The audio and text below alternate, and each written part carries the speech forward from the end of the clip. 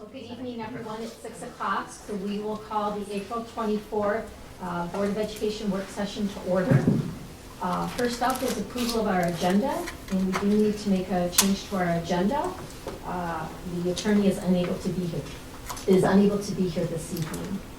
So I need a motion. I'll move that we adopt the agenda as it is with the elimination of the closed session. Motion by Mark Davis. So moved. So moved by Dawn Stevens. All in favor say yes. Yes. All right. All board members are present with the exception of Mr. Ken Hall, and he is en route, so we should expect him shortly. First up is our teaching and learning feature with our elementary PE heart rate monitors.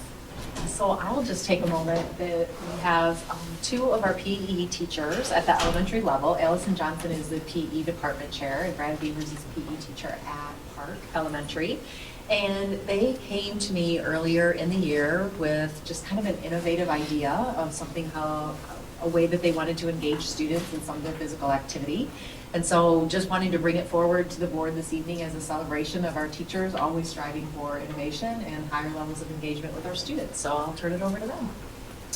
All right, so you guys have your heart rate monitors on. So we'll start just by showing you what it looks like, and then I'll go through, just have a little slideshow put together. So when the kids come in, they grab their heart rate monitors, and we'll show you that in a second. But this is kind of what they see, except for there's a lot more tiles on there when the whole class is in there. But I'll tell you about all those colors when we get to that point. So, oops, that's upside down. So I am the PE teacher at Elwood Elementary. This is my 20th year teaching PE in Hudsonville. And I'm, like she said, at Park, and this is my 13th year here. All right, so why did we think this was a good idea? We have seen, especially since the pandemic, a lot of kids that just want to sit and play on technology. So we wanted to find a way to use technology to actually make them more active. And then in PE, we see like a huge division between kids who are in athletics and love to play sports and love to be competitive, and then those that are just there because that's the special they have today, but they don't, win, they don't score the most points, they're not the fastest or the strongest, so we wanted to find a way for them to be successful as well. And so we started using these. We talked to Amy, and then Sarah. Where's Sarah? Big shout out to Sarah, because she really helped us she walked us through the entire process of getting approved for these. It was quite a bit of work. We went through a lot of training and research, figuring out which ones would work best for our students, because we didn't want to wear like the chest-worn ones, because that's weird. So the wrist-worn ones work much better, so trying to figure out a way for them to work for all of our kids. So we started this in December. Was it before Christmas break or after we came back from We break? did our training right before break, and then after we came back is when we started to roll them out. So the first couple times that we used them, it was a little bit tricky, but we, when the students first come in, we have pocket charts like you see on the left. So every student has like their number in their classroom, which matches the number of their heart rate monitor. So when they come in the gym, first thing they do is grab their heart rate monitor, put it on, and then that list, like what was up there before, comes up. They can see that theirs is recording, they can see that their name is on, and then we go down and start our lesson, do a warm-up or whatever. So you can see in the middle, they have it on their arms. Some of them, their arms are so skinny, so we'll have to put it up by their armpit. So the picture on the right was like the first day when they were checking them out and getting used to them. And so the goal of them wearing the heart rate monitors is they get into the moderate part or the max, so we call it being in the zone. And we give them a goal every day. So if it's a normal PE day, by the time we do, stretches, warm-ups, everything else, we say their goal usually is in the 20-minute range. If they can be in the zone for 20 minutes, they can earn badges up on the screen. And boy, does that motivate them. It's not a real badge. It's nothing but a little light that comes on. They really get fired up about it. So in these pictures, I just snapped a couple. You can see it up on the big screen in the background. So there on the left, they're just doing jump rope. So they were seeing how high they could get their heart rate just by jump roping. The middle picture is actually just a fitness station. They rolled the dice and had to do, but they, instead of just like looking at each other, they're looking up at the screen, seeing what their heart rate is while they're working. And then the picture on the right, those boys are actually playing lightning. And so they're waiting in line for their turn, but they're really concerned about getting their heart rate up. They want to earn that badge. Do you have anything to add to that? No. Nope. But I do like how that picture with the boys playing lightning, that's what we see a lot of the time. Anytime that there's any downtime, their students are now taking it upon themselves to get their heart pumping more and more. And it's just great to see. We couldn't do it without the heart rate monitors, I don't think. Actually, sometimes I need to take that off the screen and be like, listen to me. Because they're so engaged and they just really are excited about that. So here's just, I just screenshotted on the iPad one day when there was a bunch of kids. We were doing, I think, fitness stations this day. So this is kind of how it looks. You can see the green circle with a check mark in. That means that they are in the zone. So the background of their tile has to be in the yellow, green, or red, and then they're earning minutes toward their goal. So the little time keeps ticking. If they go down into the blue zone, it freezes until they get, so that's only 60% of their maximum heart rate. And we just put in, because this is our first year doing them for all the kids, for all of like third graders, we chose an average height and weight and an average maximum heart rate. So it's not exact science, but it gives them an idea. And then for fourth grade and fifth grade, we just sort of guessed on averages for all of those too. So I hope this will play now because this is funny.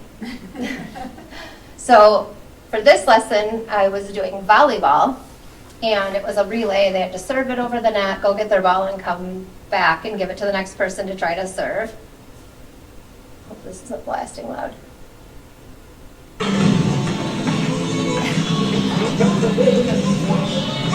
They're just all jumping around. And I didn't tell them that. They're just trying to earn their badges. So good. So I think it's really exciting for us to be able to see those kids that don't typically like finish first or score the most points or not the star of the team, but they're able to be successful, you know, no matter what, because they can get their heart rate up, they can earn their badges, they're having a great time. Is there anything else you wanted to add? I just keep talking. You see that you see how they're all moving. They're getting their wiggles up. When they get back to the classroom, they're able to focus more. They're ready to go now. We've got the wiggles out. We've stimulated them. Now they're ready to go. So we asked the kids, I had them fill out a little Google form when I found out we were going to do this, just to see kind of how they thought about it in their own words and see what they actually remembered about the teaching. So I don't know if you want me to read them all, but it's interesting to see that, like, a lot of them, they're realizing, like, wow, I really have to work a lot harder than I thought to get up into the red zone or into my max heart rate zone. Let's see. I like the top one. The heart is one of the most important muscles in your body, and you should work hard on your health by exercising your heart. I'm like, yes. And then earning the badge makes you proud of what you've done. So I thought that was good. And then I was kind of brave and asked them what I wish they would change. Some of them wish that it's kind of hard because my gym at Allward has all the windows, which is great, but it makes it kind of hard to see the screen. It's kind of dim. They would like it to be able to be an Apple Watch, basically. They want to be able to see what's happening on their watch. And then some of them, they do have a hard time adjusting it, making it bigger or smaller, because like at the end of, I have fifth grade at the first class of the day, they put them away, then fourth grade comes in and uses them, so they have to adjust if there is a bigger or smaller student before them. So sometimes it's tricky to adjust, and that's a learning curve too. So it takes a little bit of time when they come in for us to figure out how to adjust them quickly and get them going. And then I liked the bottom one. I wish we could wear them at recess so I could know if I'm in the zone. Do you guys have any questions for us? Allison, is this in all the elementary schools? Yeah. It is wonderful. Yep. So we wrote, not a grant, I don't know what it's called. Just like a proposal, Yeah. We were we wanted to figure out a way that we could use technology to engage the students. So we wrote this proposal and we were approved for, so all elementaries have 30 heart rate monitors. And 5th and 6th grade building has them too already. Yeah. Yep. Yeah, I did watchdogs at South, it must have been in January, so right as it was getting started, and I just didn't know you were doing it. It was cool. Yeah. The kids were getting involved in it, and like you said, there's so many benefits. Yeah. The badges are crazy. They How go much we crazy. just want a little digital pat on the back. Uh-huh. It's great though. Yep.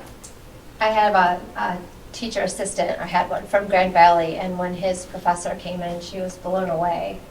She was like, wow, this is really cool. This is what the kids need to be learning and seeing, and it's not about winning and losing, and, it's about teaching them how to be active and healthy for their whole life. So the grant you went after was money for all public schools, and so, was that a state grant? It was just through our district, for just a technology Oh, I see, class. I got it, I It got was- you, okay. Just okay. through the curriculum office, Gotcha, yep, okay. supporting projects that teachers are passionate about and trying to think innovatively in ways to engage students. So. Perfect, okay. Yeah, so here are you guys. So Andrew, Ken, and Mandy are in the zone right now. Andrew! So it's quick enough, if anybody wants to get up and do a few jumping jacks, you can see the little Yeah. I need an agenda, so I'm gonna walk over there. Yeah, there you Actually, I'm gonna run over Mandy, there. you earned your 10-minute badge. Are you excited?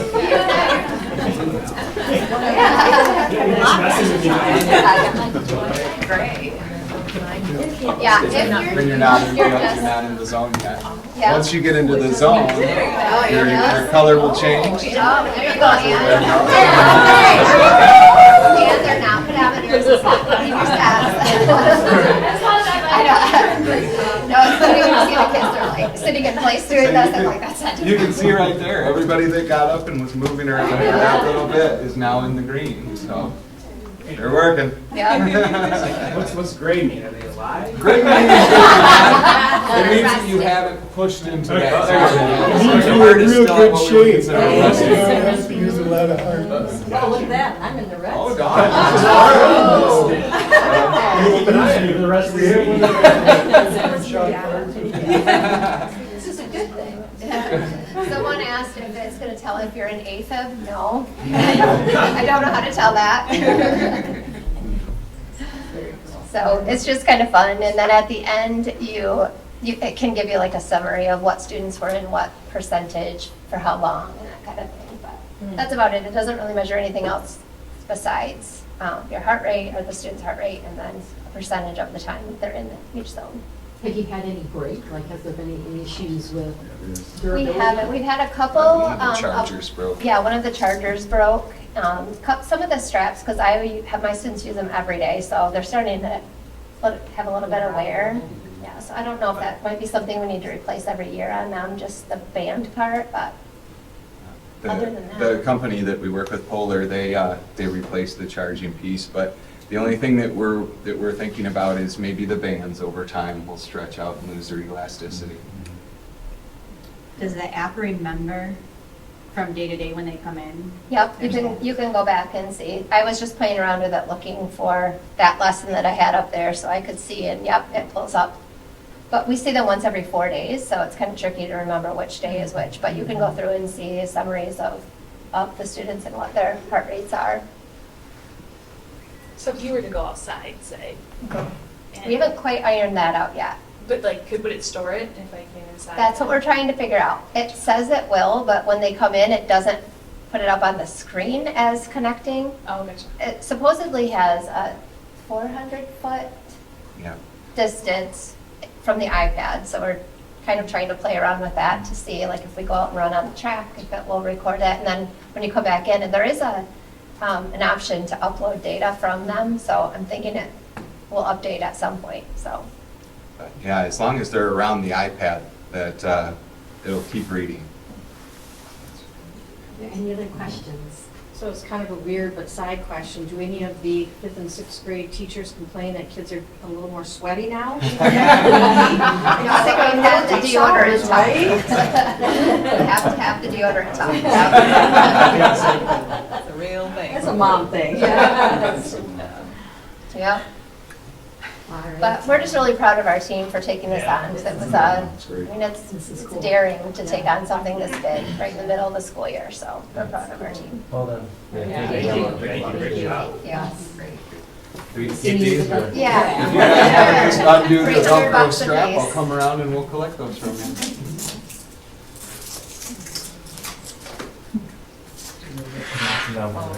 Sure. Either way. It doesn't matter. They're all numbered, so you don't have to worry about the number. The actual sensor is numbered too.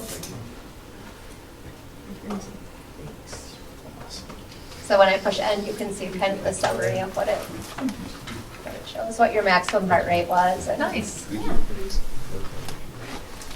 Thank you, sir. Thank you. I love from the video that you could see the students who were even just waiting. Yeah. Were Yeah, still actively engaged. they do, instead of yeah. Sitting It's- down. It or- is yeah. really crazy how motivating it is. That's great. Yeah, Thank you so much. yeah, you're welcome. Thanks for giving us the opportunity. Absolutely. Thank you again. Okay, next up, we have recognition of visitors and hearing people present.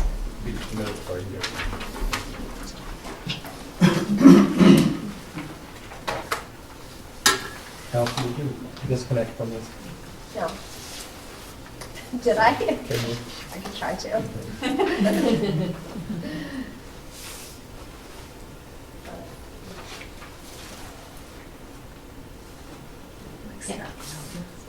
Thank you. Thanks.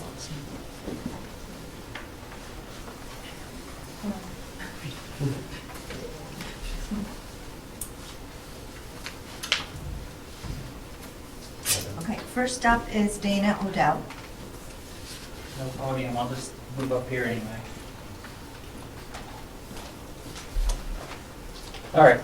Did you know SEL was born in Kalamazoo, Michigan? We have John Fetzer to thank for that. You may recognize that name from his many contributions to radio, television, music, or even sports as a past owner of the Detroit Tigers. But are you aware of the other aspects of John Fetzer's life story, things that he proudly proclaimed and was deeply entrenched in during his lifetime? Some highlights include Fetzer believed in reincarnation. He claimed in past lives that he was a resident of Atlantis, St. Paul, and Thomas Jefferson. He also regularly consulted a Ouija board and channeled the Archangel Michael for most of his big decisions in life and business.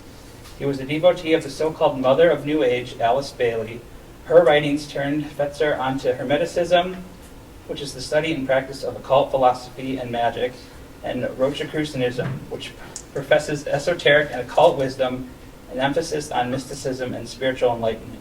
In 1962, Fetzer formed the Fetzer Institute in Kalamazoo, Michigan, to support work, quote, designed to discover and enhance the integral relationships of the physical, mental, emotional, and spiritual dimensions of experience which foster human growth, action, and responsible improvement in the human and cosmic condition, end quote.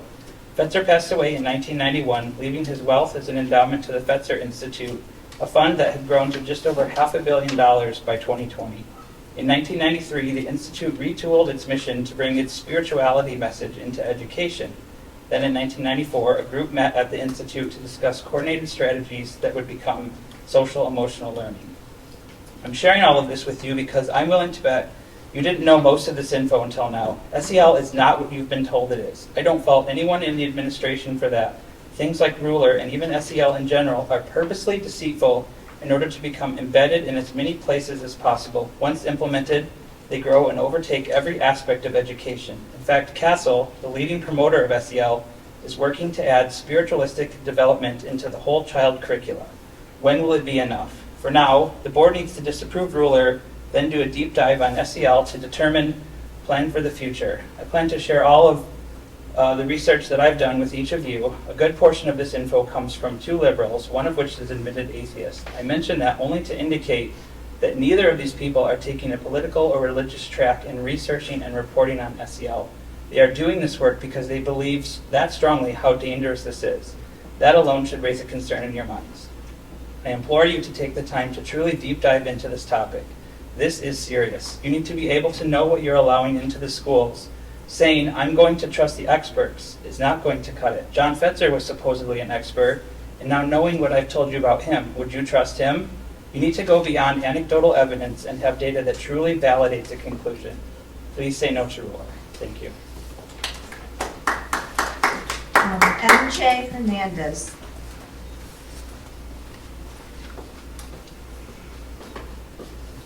Hey guys, I'm here again to speak in support of keeping the ruler curriculum for K-5 students. In previous comments, I've discussed how I'm a teacher of 14 plus years, but recently I realized that I had never given you actually more background about myself. So I received my Master's of Education from Grand Valley State University in 2014 in curriculum and instruction with an emphasis in differentiation.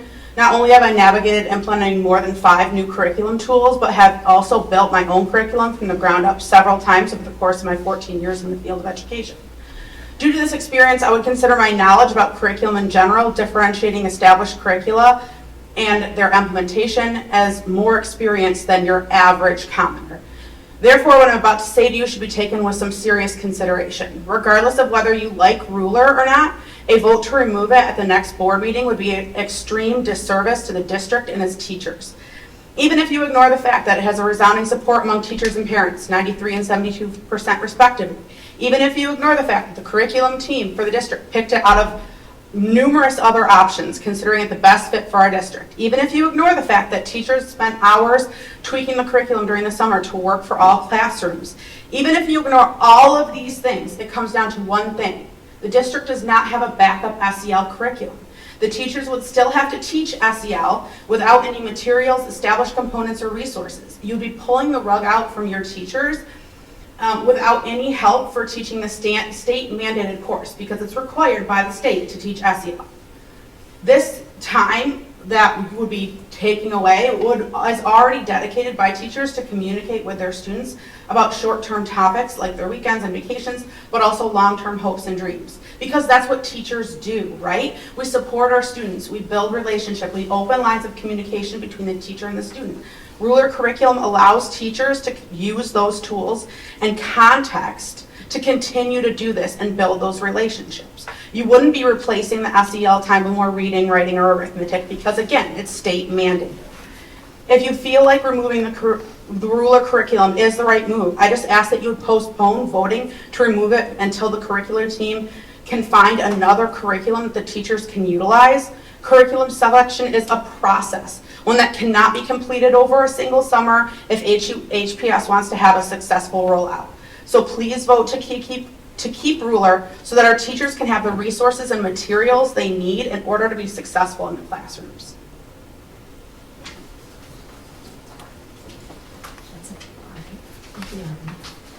All right, now we move on to our discussion items, and first up we have our sex education survey data. Yes, I have some data for you.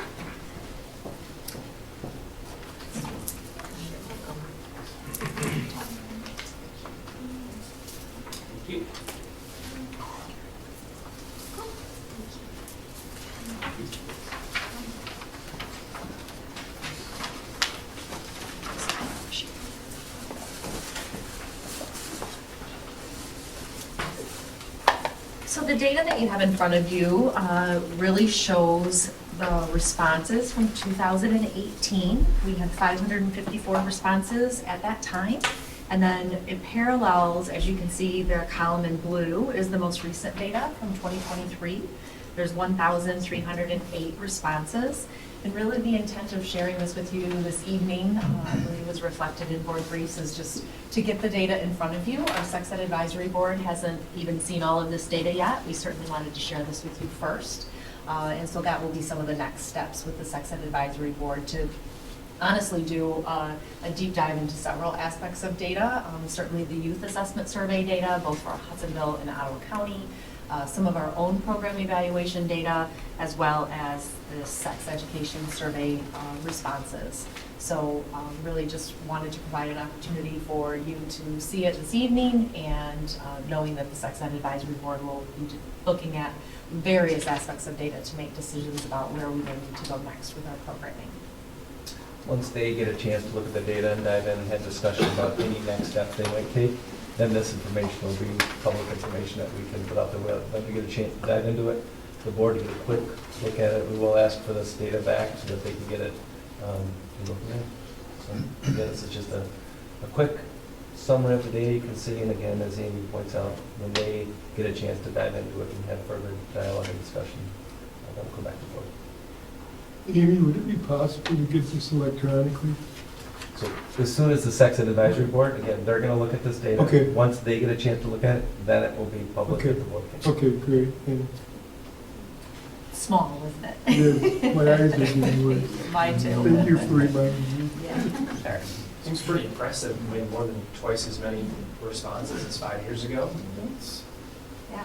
I think that's positive, right? Yeah, People are engaged, yeah, engaged with our district, and, yeah, so we'll take a look at it. You'll notice, there is a couple questions that were not asked in 2018 that were asked in 2023.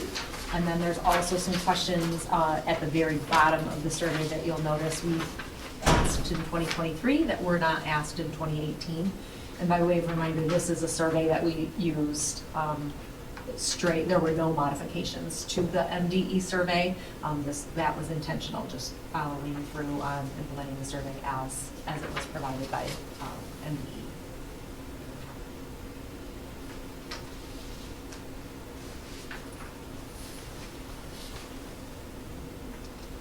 And we've just received this for any questions for Amy. When will this be shared with the Sex Ed Advisory Board? In September. I don't have photographic. We have to turn this back in. Okay. I don't have photographic. You'll get it again once they get a Yeah, chance to go through it. Just like, well, it sounds a lot of similarities. It seems like Yes, first that's my blush, quick glance not as well. Huge changes. Yep. There's really no need for you to dive too deep into it, because I'll those try. recommendations will come from the Sex Ed Advisory Board. Right. And then you'll get a chance to really dive in. Yeah. Just interesting, you wonder how much things change in 5 years. I would agree. That's my kind of at a glance. That is assessment. growth of the district. Pardon? Growth of the district. When you look at percentages, the district has really grown in 5 years too. I think the responses has, I'm not sure the district has grown in population, but the responses have definitely.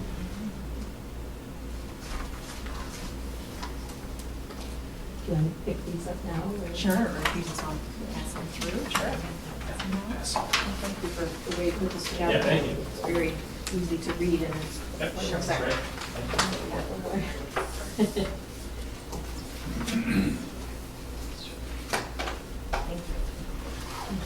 All right, next up, we have Chromebook Purchase. Mr. Briggs, I'm assuming? Yes, thank you. So in the packet is it's our refresh for the next round of Chromebooks. We are on this Chromebook trail now, and we'll be buying, this will be a similar purchase because the first round we bought essentially aged out this year. So we'll need to do this for at least 2 grades every year to keep this program refreshed. So our recommendation, just to review that, is People-Driven Technology of Byron Center for $407,791,000. And this purchase is anticipated, if approved, by the 2020 bond fund. Jeff and his team did most of the work on this, most of the heavy lifting, Jeff Smucker. Our plan is to refresh, the Chromebooks for the 5th, 6th, and 9th graders, and then get another 50 for the kindergarten through 2nd grade students. As far as pricing goes, the school code says that we meet our responsibility when we use the state's MI Deal program. And so Jeff got pricing from that program, but quite often, well, not quite often, but from time to time, there can be supply issues with the contractor who has that bid. We've found that in past cases. So, and they can also be more. So what Jeff did is he compared our REMC pricing, which is another state bidding cooperative. He compared REMC prices to the My Deal prices and came up with a nice savings. And right now, this people-driven technology has these Chromebooks in stock. So, Jeff, is there anything you'd like to add to that? I don't think so, unless anybody has any questions. You said it well. So I'm reading this right. You get the 2 columns, the REMC, the MyDeal. The sub-columns, they look to be the same pricing, but focus on the comparison total. That's the difference right there, so 407 versus the 512. Yeah. Yeah, there is a, either the My Deal column must be off. Yeah. The comparison total is correct at the bottom. Okay, yeah, I figured the MyDeal Yeah, was, I'll get that updated. that's pretty significant difference in pricing. Yeah. Yeah, better than $100,000. Yeah. So Pat and Jeff, just to clarify, so, you said we're refreshing a certain number every couple of years, right? Actually, we're gonna have to do it. The plan is, like every time we have, original plan was to do this with all new 6th graders and new and 9th graders. Okay. So, And that's because of obsolescence? Why would we do that? I'm not disagreeing with it, I'm just Yeah. making sure I understand. well, the So student why gets the would Chromebook and keeps it. So these, at least at the middle school, our plan was always for the students to take them home. So they'll have that Chromebook 6th, 7th, and 8th grade. Right. And then the Chromebooks for new incoming freshmen, they'll have that Chromebook all the way through graduation. 5th graders leave their Chromebooks at school, Yeah. but this is the year we need to get new Chromebooks for the 5th graders as well. Okay. Because They last about that long. that's what I'm after. Yeah. Okay, so what I'm hearing is there's growth that's going on, the number of students, and obsolescence of. Yeah, the intent when we did this several years ago was the cost of Chromebooks was to a point where we could replenish them because the longevity, speed, durability, all of those things are diminished over the course of about a 3-year span. Obviously, some kids could make it 7 years the way they treat their Chromebooks. Others make it about 7 days. So that's Okay. That was kind of, I mean, had some of the same questions, just curious from a numbers perspective, how many get lost or how many get, can I say, abused? But overall, I'm assuming based on what we're replacing that overall people are fairly responsible? I would say yes. We replace a fair amount of screens Okay. and keyboards. We're putting in a backpack, screens will break. One of the models we bought was a little less reliable. We've had to replace some other things as well. But we think 4 years is probably a good bet for how long they're going to last. Like Dr. Vanderdyk said, some kids take really good care of them and they last a lot longer. But we do see a lot of screen damage. So our hope is you get them in 5th grade, you don't take it home in 5th grade, but you're going to keep that same Chromebook through 8th, so you get 4 years. Every year we'll buy for 5th, we'll buy for 9th, and we'll just cycle through. You take better care of them when they have them, and they're gonna keep that one. If you're gonna change and get a different one next year, you might not take it. And then for the younger grades, we have a cycle for that too, but they stay in carts, they don't get beat up nearly as much. So we'll refresh those every 4 years also, but more all at once. Like screen damage, a lot of a case doesn't necessarily help with that a whole lot. So Does it? they do have cases at the middle level, and yeah, not a whole lot. I think it helps some, but middle level is rougher on the devices too than high school kids are. So that kind of evens itself out. Okay. Jeff, I know we've had, I'm sorry, go ahead. Okay. I was just going to say, I know we've had a discussion in the past, and I think it's relevant to Calgary's kind of as well, but the lease versus buy, when it's advantageous to lease technology equipment versus buy, is there any, and again, I'm not disagreeing with the approach Yeah. that we're taking, I'm just curious. Never looked really that much at leasing for the Chromebooks. The value of them at the end of 4 years is really pretty negligible, especially some of them. So we are working through this kind of as we go along because, of course, we bought in 2020, the first batch. So they'll have 3 years in, a bunch with 3 years in, and we know some of them are pretty rough. Yeah, we never really looked at the lease option for the Chromebook. And it'd be kind of more of a, like an all-in, if there's a vendor out there that wanted to do the maintenance replacement. We've had a couple people, when we were first looking at it, that were like different vendors that guaranteed a such 24-hour, 48, 72-hour turnaround, and just, it was a little cost prohibitive. So, yeah, I would imagine if there's anybody out there that starts doing it in the Chromebook world, we'd hear about it. But I just, I say, my circles, I haven't seen somebody in Michigan anyways that's got a fantastic program for it. It's something that we'd always look at it. Are there a number of students that just don't use them? They use their own devices? Or would you say that everyone that gets them is using them?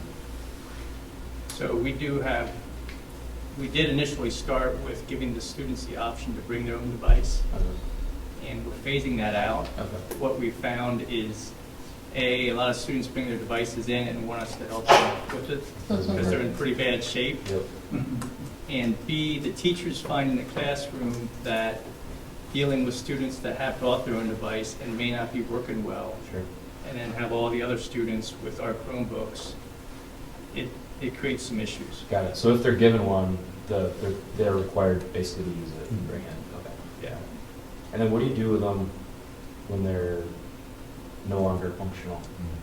There are some companies, including one locally, that we buy a lot of spare parts from that will buy back. Okay. I would not expect to get a whole lot of value Sure. for them That was right. after 4 years. And some of these, especially in this first batch, we're going to have for 5 years in the kids' hands.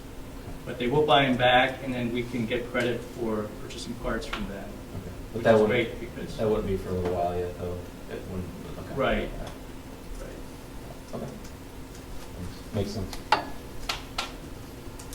Any other questions for the Chromebooks? Thanks, Joe. Thank you, Jeff. Moving on to Copier Bids. So Mr. Briggs again. Yeah, thank you. So just on this is the second round of a 5-year lease program.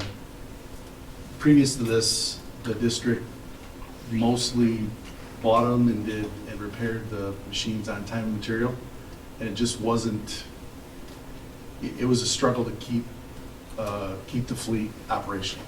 So I believe that was in 2017 because the term expired in February. So the current vendor is Applied Innovation. They're the recommendation that we're recommending moving forward with them again. And there's a lot of detail to this, a lot of detail to copiers in general. But I'll just touch on some of the high points, and then if there are any questions, we can get into those.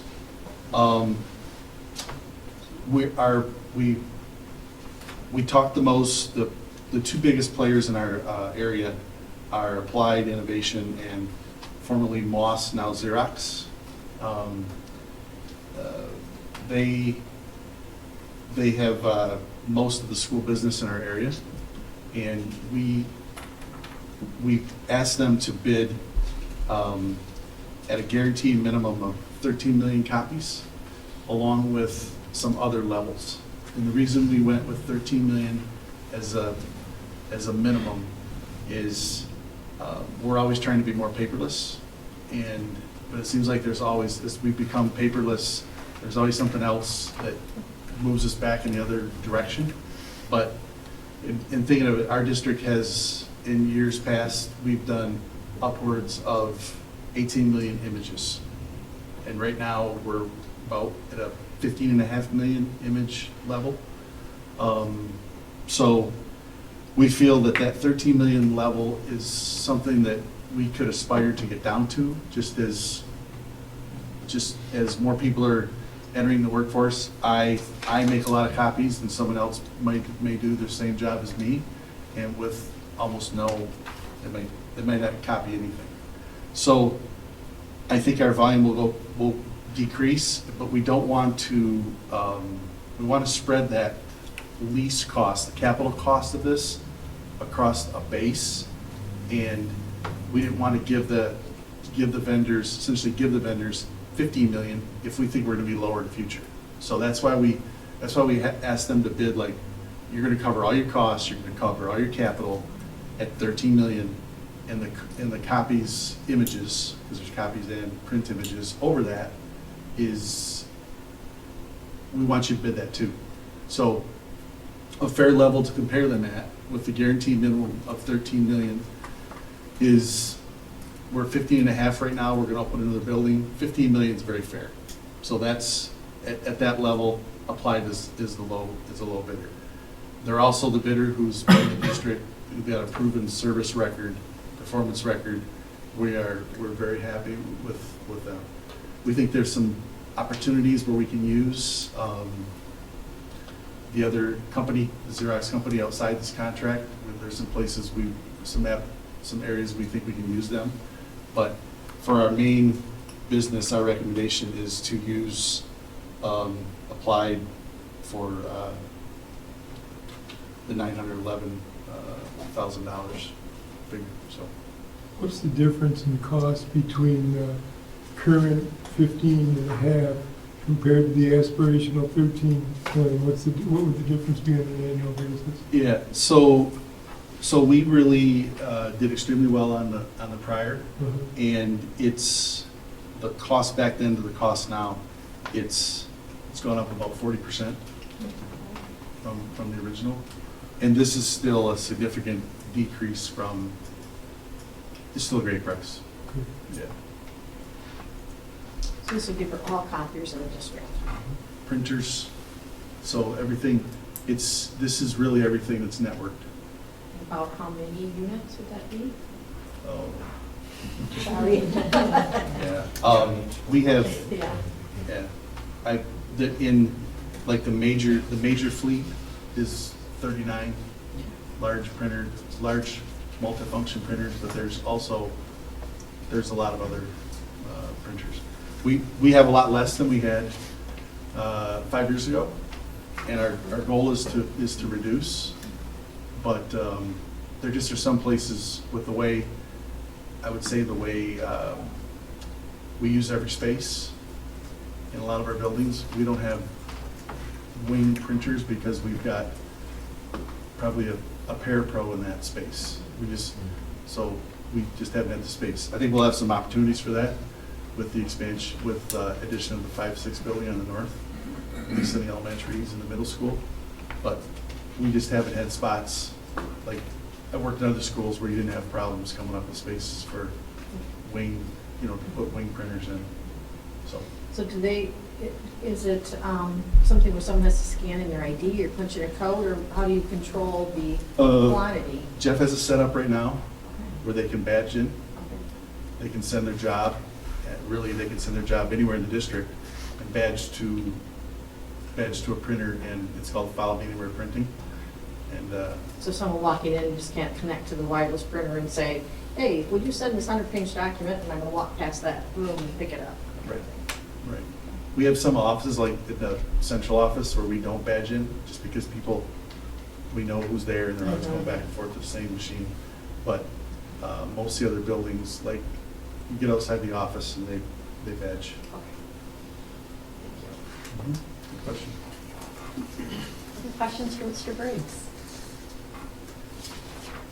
So we'll see this in the Chromebooks on the main TV? Yes. Additional radios, I'm assuming, is going to be yours as well, Mr. Yes, thank you. So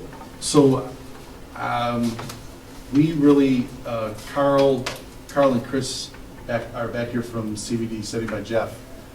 They helped us a lot with the Copier Bid management.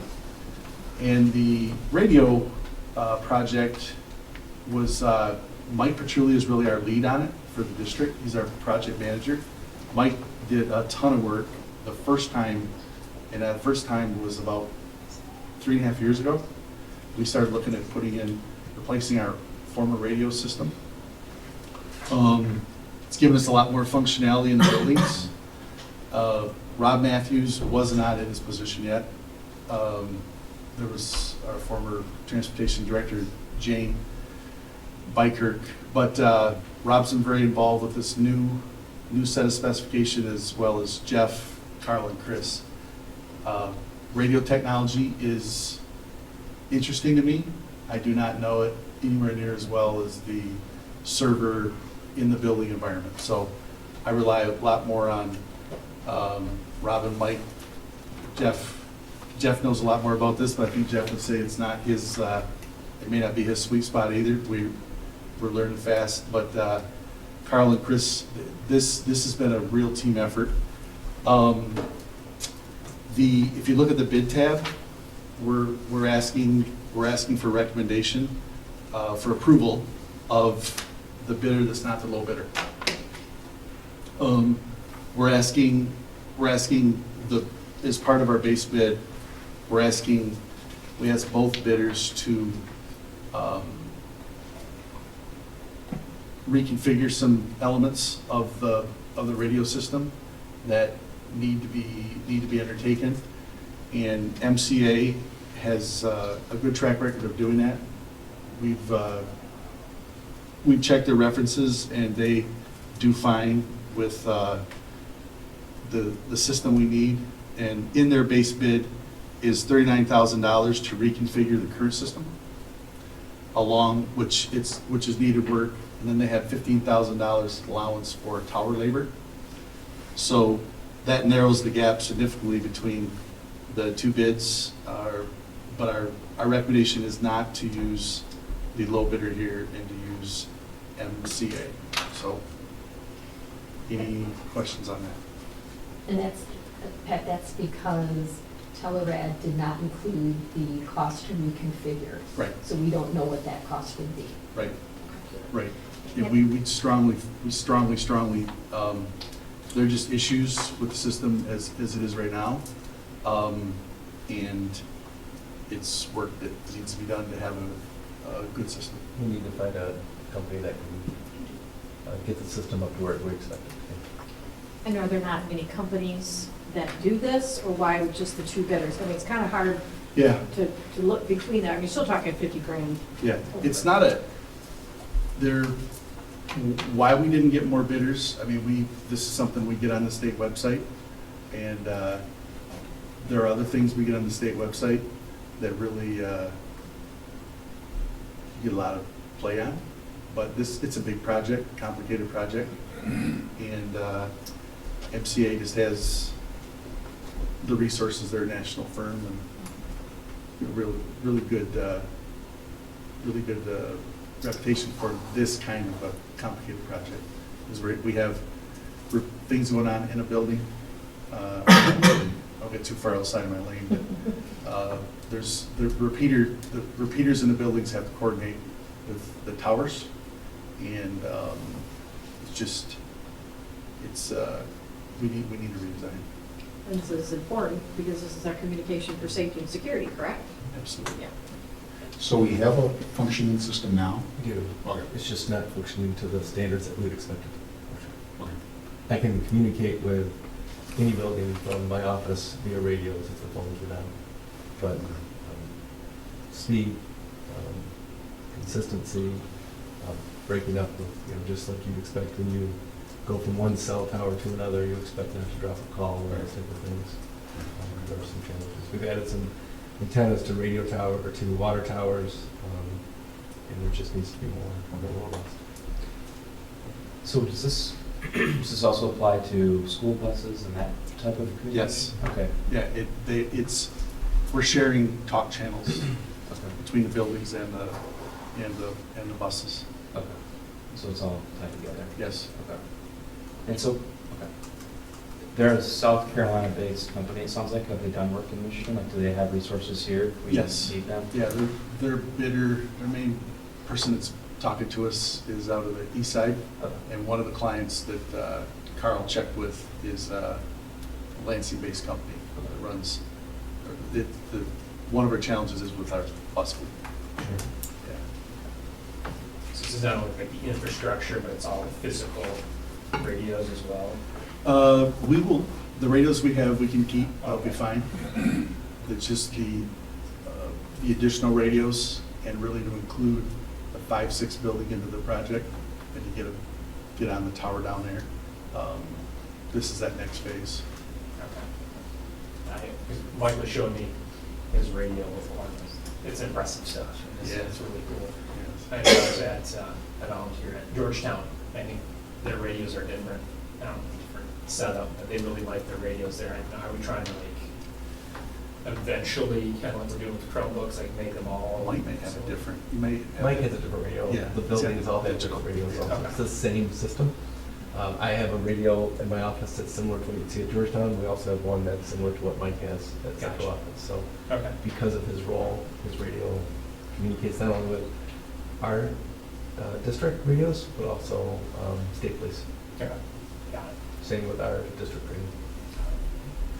Hey Pat, how are copiers and the radios, maybe it's in here and I just am missing it, but what's the funding stream for these? So the copiers are operational, so they'll be general fund, and the radios are bond fund. Which, the most recent one? It'll be 2020, because we don't have those proceeds yet, but they'll be eligible for the 23, it's gonna be called the 23 bond proceeds that we receive on May 2nd. They're eligible for both, but our plan is to pay for it out of the first. Depending on what comes out of the state regarding grant funding also, there could be some grant funding that is earmarked for the radios. Some additional grant funding, not what we've already done, but additional. It falls into the security realm, so there's other. And the copier funding is budgeted. Operational, yes. So the hardware, the radios are going to remain consistent, but Dr. Vanderjack was talking about the breakups and all that. How much of a test were we able to do with the new vendor to see that that's going to be, taken care of completely, or 80% or 90%? Yeah, so they just have demonstrated they've got systems operating that do what we do now. Uh-huh. And then we, with Carl and Chris's design, are asking them to reprogram to that level. Okay. So if they do what they did in the other areas, it works. Okay. And it's also Motorola approved programming. So it sounds like you're like 100% confident that it's going to work. Yeah, I mean, it's until it's done. Right. It's a fair question. Until it's done, it's not done, but it's worked in other applications. Okay. Yeah, good question. Pat, you probably said this and I missed it. It's a net of $50,000 difference. Yes. And that's justified on the basis of what, their experience with us, or? Just they have good experience getting things done the right way. When we've asked the other people who use them, say, yeah, they're more expensive, but the system works. So it really, it's worth the expenditure, and we have to have, in particular, I mean, our building radios are so critical all the time, but when it comes to our bus radios, they just have to work. Sure. I mean, we have to be able to, when those times come, and that comes at the beginning of the school year, when little kids just tend to get on the wrong bus, even though they just go to the wrong bus, and so we have to find them, and that in those times, it's just one of those things we have to have. Sure. So it's nothing negative about Telluride, but positive about MCA. Yeah, just MCA is willing to reprogram the system, and tell her that to find somebody. Any other questions? Just real quick, and we can talk separately later about this too, Pat, but do you ever, when there's a discrepancy, I mean, I wouldn't call this a significant discrepancy in cost, but how much kind of negotiating are you do you typically do in these sorts of things? Well, the, And we can talk later. so no, for now, but I'm it's just a good curious. question. So with bidding, Yeah, there are things that we all verify in the bids sure. that it's legit. Mhm. So in the post bids, it's mentioned in the notes here, we do the post bids, we talk to them because one of our fears is that the bidder that was lower, it's a bad situation if they miss something. Sure. So we go through and verify that everybody has everything in their bid. And it's just in this case, the bidder that we're not recommending didn't also add in the reprogramming that we're requiring. Sure. Yep. Got it. So, but that's not the whole difference. It's just that MCA's work costs more. Yep. You get what you pay for. And Andrew, to some degree, I mean, that's the bidding process. Sure. To stop somebody from trying to come in as low bid and then nickel and diming for things afterwards. It's the whole process of being transparent with, here's what we're going to do, and here's what we're looking at. The difference for us is the reprogramming that is essential, and really the reputation of one versus the other. One is a stronger reputation of service. Thanks. Okay, all right, moving on to the middle school athletic director job description. Thank you. So we've, as throughout the course of many years, I would say, have tried to look at ways to expand our middle school programming when it comes to athletics and or intramurals. And we talked about that a little bit. We had some feedback from our focus groups. Our survey data will start coming in. We'll take a closer look at that. But in order to expand those, we think it's probably better if we have more of a presence of an athletic director at our middle schools. We still want to work out what that looks like. So we've had conversations with the association. What does that look like? Is it a part-time position? Is it a full-time between two buildings? What does that look like? In order to do that, we need a job description first. So we are asking the board really at our next meeting to approve a job description. We haven't posted a position yet because we still don't work out the details of what that looks like. We have a couple different options. We really like an idea of maybe having a presence at both buildings all the time, but we do not feel it's a full-time position also. So this is really a job description for what athletic director would look like at the middle school. It could be one full-time, could be two part-time, could be a teacher that's released in the afternoon to do this work.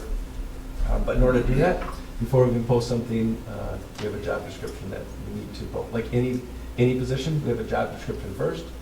Whether it's posted or not, whether it's filled or not, that's a conversation down the road. So tonight, we have a job description to see if there are any questions regarding that job description. We'll then make a recommendation to the board at the next board meeting. I don't know if you want to add anything with the job description?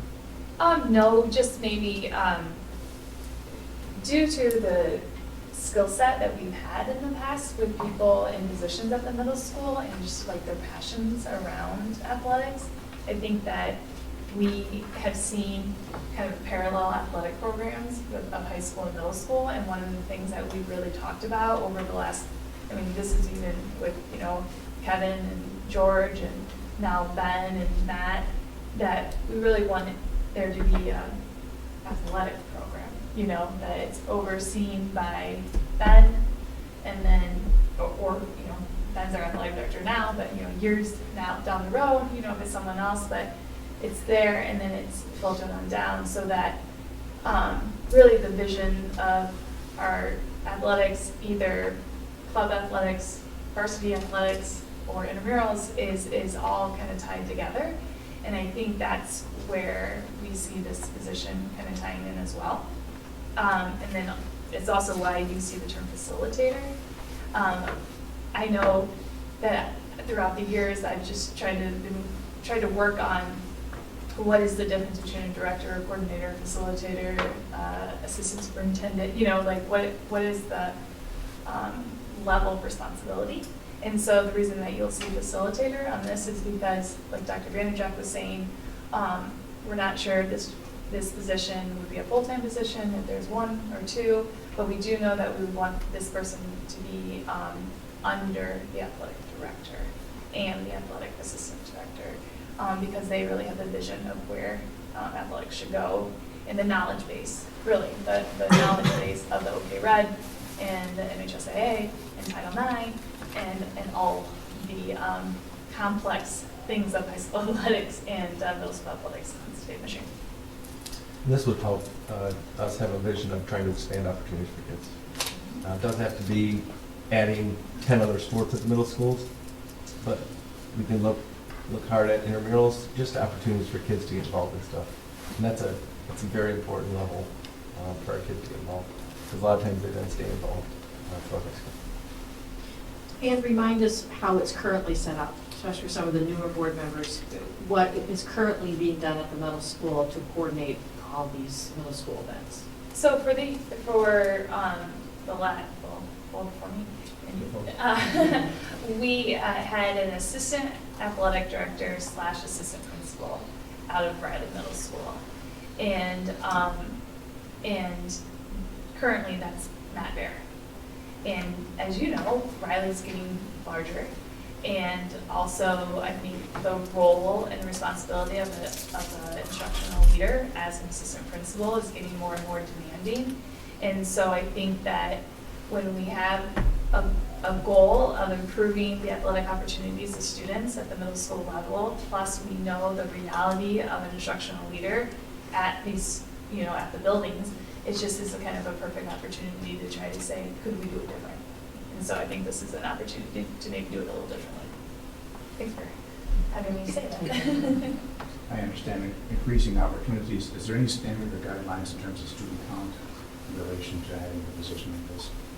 I think that's a great question, because I know Dr. Vanderjack and I spoke a lot about if to add a position and keep things status quo makes no sense. But to possibly add a position or a 0.2 of a position or a 0.4 of a position and then expand opportunities for kids like intramurals, like other club sports like boys club volleyball or something like that, then it now makes sense. And because then more kids are getting the opportunity to do things. And I think that's where the vision is. So I don't know about, so when you say the word enrollment, I immediately went to like kids actually enrolled at these middle schools, but I was thinking more of like enrollment into the sports. Are you asking about themselves. student population and what drives Yeah, this, that or was- participation? Yeah, I'm not opposed to answering the other way, but I was basically, is there some standard or guideline in terms of student population? There's No. not. Compared to other high schools, you mean? The opportunities would increase if they're Right. there. Well, and that's the target, right? It's not, hey, let's do this and keep status quo. Right. Our student population is changing because Riley grows a little bit every year. Baldwin's going to get substantially smaller next year. But we want to have opportunities for kids. So really, this is more of a hands-on approach to getting in there, because it's hard to say to, I'll say to Matt Bear, we have to expand opportunities. He's over at Riley. It's hard to drive that at Baldwin. He's trying to be an instructional leader still at Riley and get that hands-on. So it's not, there's no threshold of, hey, when we hit this population, we can add this. It's more, we're not going to change what we're doing until we change the structure. We're not going to get more opportunities for kids until we change the structure of doing it. So there's two ways to do it. Wait till you get more and more kids signed up for things, and then add somebody, or add somebody so we can get more and more kids to sign up. And we've tried the first part, and it's not working because of the presence of the building. I would also say, Mr. Davis, that the other districts in our county, which are smaller than us because we're the biggest, has something similar to this. Sure. So if we went with just student population, then we should have had this a while ago. You can call me Mark. Okay, yeah, I know, I'm sorry. Be very formal. We're being recorded. I'll run my suit. Okay.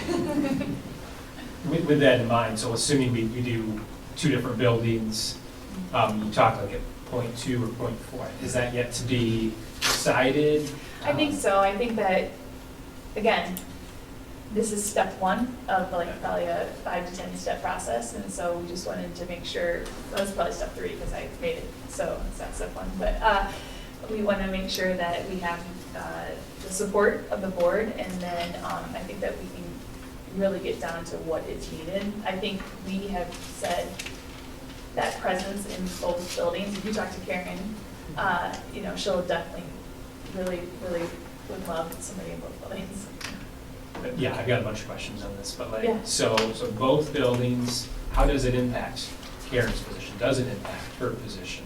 I think Can I be, we're simply talking about, I want to stick with the job description Okay. because the structure Yeah. is a lot to be negotiated with the association and having that. So I just want to be, I don't want to get too far ahead of this because next thing you know, then our phones are ringing with, hey, we hear there's this. We're not there yet. So, but to answer your overall point, the structure will look different. We'd like to come back to the board if the board position is approved by saying, here's our vision for what we do, and then it's a perfect time when we can start posting positions, because a lot of times when you have these ideas and positions in this as a new job description, you want to find the right people too, right? It's not somebody that's like, hey, I've got 2 hours in the day, I can do this, or I've got nothing else to do, I'll do this. You want to find somebody that will help drive the ship too. Yeah. And this is for this next school year? We don't know yet. Okay. It could be a job description that you approve, and 3 years from now, we come back and say, okay, we'd like to do this. We just don't have the job description, so we can't even have the conversation about posting the position. So when it comes to finding the right person, my only real comment on the description itself is under education or experience. What are your thoughts about adding something about experience with athletics or coaching or PE or something like that? So we can do that in the job, Okay. actual job posting itself. Okay. The job description, we have to be careful not to make it too narrow that it could eliminate or discriminate, if that makes sense. So if you don't, but you could not have any athletic coaching background, Yeah. but you in college, you were in sports medicine or something. You know, Okay. so in the job posting, we can definitely narrow down what we're looking for, and it could look different depending on if it's a one person between two buildings, if it's one in each building, Sure. part-time. We do not feel at this point, I think it's safe to say, that we need a full-time middle school athletic director at each building. Sure. So we're trying to find a good mix based on our population of students, so enrollment, and the population of participation. And quite frankly, the number of opportunities also. Our big push is, I would love to see a robust intramural program. And if we have one at the middle school, it's going to lead to a more robust one at the high school. Okay. All right, thanks. I just Yep. want to make sure that we're looking for the right people who have sports experience, not just teaching. So we can definitely add something like that. And if this is a position, we're asking the board to approve the job description. Sure. But the job posting will then lay out, is it full-time, is it part-time, what's the average salary, what are some of the requirements, what are we recommending, and what are we requiring? So it could be recommended athletic coaching experience, could be middle school coaching experience we're recommending, could be understanding of working with that age level of kids. Sure. We don't, probably not going to hire somebody with collegiate coaching experience to come work with middle school athletics. It looks a lot different. So They want to. all of those can take place in the actual job posting. Got it. Okay, thank you. That makes sense. Any other questions? All right, trip request. Yeah, we have 2 trip requests that you'll see in front of you, and I do want to congratulate Mr. Vanderwall on requesting this well in advance. These are for November 3rd and 4th of next year, state finals at Ford Field, and then the following weekend at National Center in Indianapolis. Same ones they've had before. We've had these as late as the night before. We've had these as early as tonight. So this will come to the board. I don't know if there are any questions. It's the same ones that we've had. And we're hoping that the transportation will keep all their tires this time. Any questions regarding the trip request? All right, Dr. Vanderjagt. Policies. Yes, we have a couple policies. So I think I told you this at the last meeting. We had a technology set of policies that we were waiting. I want to thank Jeff for going through these policies with Robin and myself in detail. So we're bringing these to the board tonight to have discussion on them, questions, concerns. We'll try to address as many as we can. If not tonight, we'll definitely bring this to the board as a first reading at the next one. Before we do that, we did have one policy. I did talk to President Hooper about our policy 9130, which is our public complaints policy. In there, it talks about 30 business days, which seemed like a very long time. For somebody that has gone through a process for several months, to have an additional 6 weeks to decide if they want to. So we'd like to get rid of the word business. Anywhere you see that on there, I do want to thank one of our board members here noticed that we missed one of them. So if you look on the second page of policy 9130, under matters regarding the superintendent, there's an A, B, C, D. Then the last one says, the complainant shall be advised in writing of the board's decision within 30 business days. So that would go back to 30 days also. And then the other ones you can see on the last page. So, so anywhere you see the word 30 business days would change to 30 days, which seems very doable. Now, this would not go into effect for anything that's we're dealing with right now, but we bring this to the board for a first reading in May, second reading adoption in June, and then anything after that would follow the current policy. Any questions on that policy? So then I'm going to take the technology policies. I'll go through them. I'm not going to say in great detail because you've had them. There are some adjustments to the ones that you may have in front of you that might be easier to read. We had some issues with printing, and I want to thank Robin for addressing those. The first ones that you have, I think it should be policy number 7540.02. It is the web accessibility. This really is really a lot to do with the ADA compliance of your website.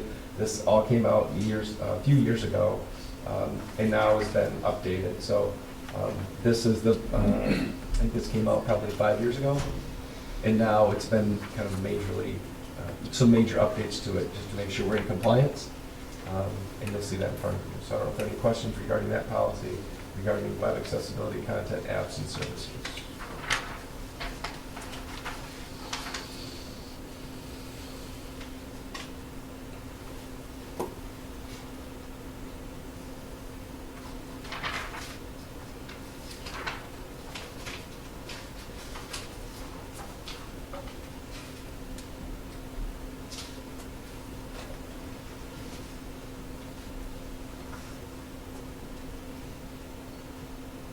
Dr. Vanderjagt? Yes. I noticed TikTok is in here, and it's become quite a hot topic, federally and also from the state perspective. Do you have any thoughts or feelings on that, or are we? Don't use it. No, I don't. Totally not. Okay, we don't use it? I don't use it. Yeah. I don't Okay. use Facebook either. So we want to have it in policy if for any reason, it's almost like having it in there covers the board, covers the district. Sure. If it's not accessible, if we can't use it, then I'm sure we'll either update the policy. Sure. But having it in there does not allow, it does not give kids permission to say, hey, it doesn't matter what the federal government says, Hudsonville Public Schools allows you to use it. That's not what this does here. Yeah, thank you. There was if you look at the top of the page, they're not numbered, but they might be on there. The top of the third page, the top line has been cut off. Did you fix that, Robin? Yeah, I did fix that. It's fixed on your online, but if you looked at it maybe over the weekend, you were missing a line. There's a couple of them missing a line, so we weren't trying to. There was nothing in that line that we're trying to hide. It just didn't print. So I apologize. I still have that issue on the last couple pages. Yeah, there's a couple of them on And it. at the end, I tried to grab my. Yeah, there was a few that I fixed. There's a few. This is- They should When have I, It might be my computer, I don't know, It's not. because I'm not using my Google Chrome. Looks like she redid the shoot. If you look online, there should I got the be. revised one, but Okay. besides not using my Google Chrome, sorry, Jeff. From now. The next, I do just have one, I don't know if it matters on this, but in the thinking here, we've got Facebook, we don't have Twitter listed on there, I don't know if, yeah, it says. Can you point where? It's the line that Greg was just It's referencing. on the second page toward the bottom. Okay. Okay.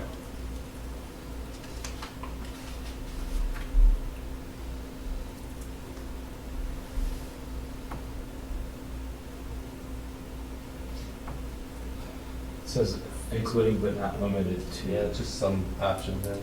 Yeah, Facebook, Pinterest, YouTube, TikTok. We don't need that, that's fine, just Twitter's fairly popular. I have no problem, you can have anything. It's really just prohibiting teachers by saying, hey, the only way you can pass my class is going to my personal site. Yep. And make sure that's not how we function. So if somebody says, they can follow me on Twitter if they want to know when we have a snow day. I don't make them, but they're welcome to. I didn't know if we needed I mean, there's plenty others that we probably should add. All you do is ask some of their kids. What else should we add on there? Yeah. They're going to keep changing too, right? Snapchat. Yeah. But I mean, I give you for Yep. companies that are not limited to, so. Yep. Got it. Doug, my only question on this is Yeah. just how we define personal web pages. Maybe it's in here, but I know that teachers use Google Classroom, some teachers use Remind, this app for some of them, they use Class Dojo, that kind of stuff. Does this apply to those? No, things too? those are not personal, those are Okay. districts. Those are districts. That's what we expect them to use. Got it. Yeah. Okay, just want to make sure we're, Question. Again, if you have questions and you don't have them tonight, please let me know. We'll bring this to the board as a first reading, so we can have the same conversations then. The more adjustments we can make now, this is board policy, this is what you do, so we can address it. Or before May 11th. The next one is policy 7540.03. Just to be very clear, this is the student technology acceptable use and safety. The next one is the staff technology use and safety. And those are very similar from a standpoint as we ask, as much as the work that Jeff Smucker and his team do with technology, Craig Steenstrup from an instructional standpoint also helps with when it comes to the acceptable use. So these fall in line with what our acceptable use would be for both staff and students. Two policies, you'll see the similarities between the two, but those will be our recommendation in a couple weeks. And you can just see how some of the terminology has changed, not necessarily the process for what's going on. So it used to be district technology, now it's district information and technology, just the title. But it happens a lot throughout, you can see all the green.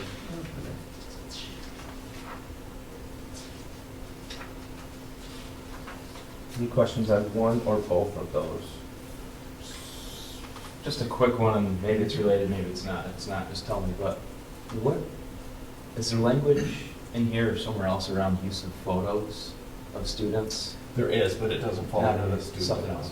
Good. Okay, thank you.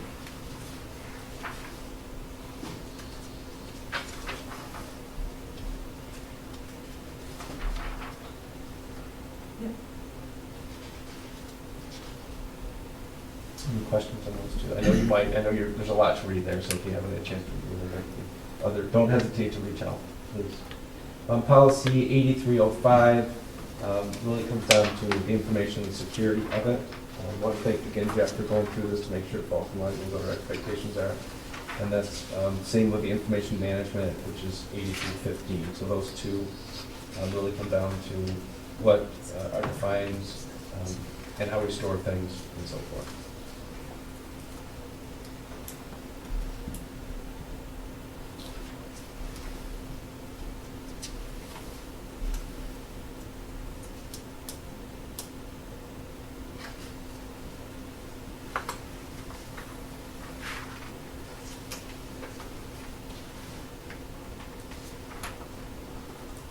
And then the last policy, 9300.01, talks about advertisement and commercial activities. You can see a lot of those options. We did that. Choose until you get to the bottom of page 1.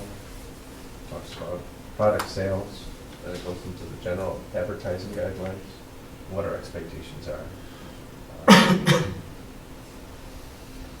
We do not expect our kids to be advertising. I guess the only thing they're truly advertising is probably Chromebooks. They all say Chrome on them when they walk around, but we're not going to put, stickers on them about, Meyer stickers or things to promote another organization. This is probably completely unrelated, but as I was reading this one, I was thinking about the NIL. And like if we do get some kids that are like really into athletics, they're getting like sponsorships and stuff, would that be like a separate? That will have to be, and it won't be long before we have to have that conversation. Okay. That will be probably a completely separate policy conversation. That would be real, it'll fall outside the scope, and then these would have to be changed also. But that is exactly where it would fall in line. Just hopefully not today, or anytime soon. We've got we've got a really good athlete in the school, and it's going to happen. yeah, You're going to see it more and more at high schools. Yeah. Okay. this is the kind of the area that would. That's where we fall, that's correct. Doug, under general advertising guidelines, paragraph B, it says, any advertising that may become a permanent or semi-permanent part of the school requires prior approval of the board. Can you give me some examples of what that would be? I'm trying to wrap my mind around that versus at athletic events, we have banners and some of that kind of stuff. So if you go to athletic events, you shouldn't see banners. Those are permanent or semi-permanent. We had one last year at a contest that we removed after maybe a quarter because it was not approved. We've been very clear that the direction of the board is not to use our district as an advertising firm. We have had, and maybe that's a discussion this board wants to have, maybe tonight, maybe another night, about what does that look like if somebody comes in and says, hey, we'll give you X amount of dollars to do this, but we're going to put our name on it, on the bottom, on the back. We've been very adamant about our new facilities and the use of electronic media so that we could still provide sponsorship and media opportunities for people to sponsor events or to donate so much to get your name on the scoreboard during the event, not after the event is done. You go to some facilities, and it doesn't matter if it's a Sunday at 2 o'clock in the afternoon, you see all these advertisements all over. I can list many schools that might do that, but if you've ever gone to another school, you've seen it. Some are classy and some are overwhelming. You forget what school you're at because there's, the whole wall is covered with every dentist and every store and every opportunity to call their number and get a service. We have this board, and boards before this board, I think have been pretty steadfast with that's not what we do here. Now, if somebody comes in and says, I'm going to give you $1 million to put a new scoreboard in, you might look at it different. And that very well could be a conversation that you have to have. We're not to that point, but that's what it refers to. Dr. Vanderjack, are you aware of any schools which have given up naming rights to our new athletic facility? That's a big thing that produces. No public schools, primarily because of the funding. If you look at some of the, you go to Grand Rapids Christian, right? The auditorium is named after something. Right. You go to Hope College, right? And their facility is named after something. We don't have that because of the public school. We can't do that. We don't give up naming rights for facilities. We just can't. Those are community knowledge. However, there could very well be. I can give you an example of. Fine arts. Right. They put her.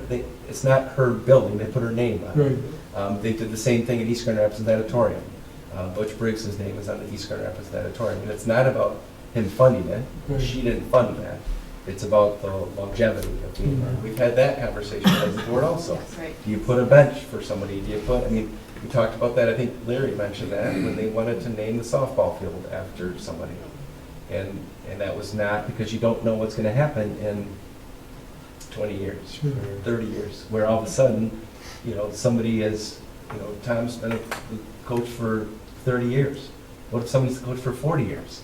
You pull his name off the field and put something, those are conversations, so. It's kind of a slippery slope. That's, I It think, is a why slippery this board slope. has always said, let's just, Right. at this point, say no.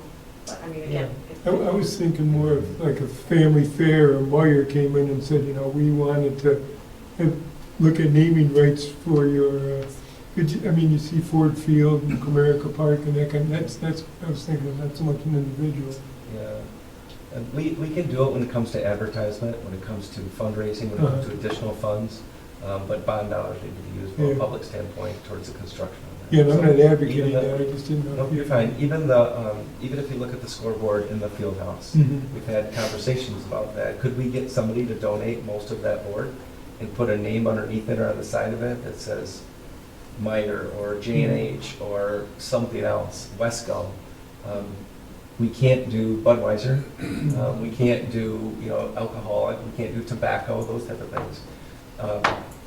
But having those conversations, we've always felt that it's more important if we want to do any kind of fundraising to say, listen, if you want your name to be on that screen, 12 times during a varsity basketball game, they cost you this amount of money for the season. Mhm. You want it to be, we do it at football right now. Sure. We announce names over the, Dwight announced names. We want to thank Sometimes too many. Lucaris for support because they sponsored food in the press box for the teams or whatever. So we've gone that route. I really like the fact that when we shut our facilities down at night, they look like Hudsonville facilities, not that they look like Meyer. And I love Meyer. Mhm. It's not about Meyer, just not having somebody's name on it. But if the board wants to go a different direction, there are plenty of people out there that would like to donate their money to put their name permanently. And, yeah, that's how Live Golf started, right? Do you ever get pushback from the athletic department at all? I mean, like, hey, we could really utilize it? Yeah. I think a booster, Yes. Okay. It's a long story. There are It's a long long stories story. there, Yeah. way before Dr. And I Jackson. can, there are, and I can tell you that I wouldn't, if somebody comes in with an opportunity that we as a district can't afford to do, and they're offering something that the board is like, we'd really like to do that, I would bring it to the board. But right now, we're not there. Yeah, I mean, I agree with you. And it It's could be kinda nice. next meeting, I come to you. Right. Anybody's listening, yeah, you want to. Went on our website and watched the board meeting and said, Well, there's a number you're saying. And you only have to play 54 holes instead of 72. no comment about there's a number. There's always a number. Yeah, if you have any questions about the board policies, please. Any questions on policies for right now? All right, then we will do a quick board roundtable. We will start with Mr. Davis here on my left.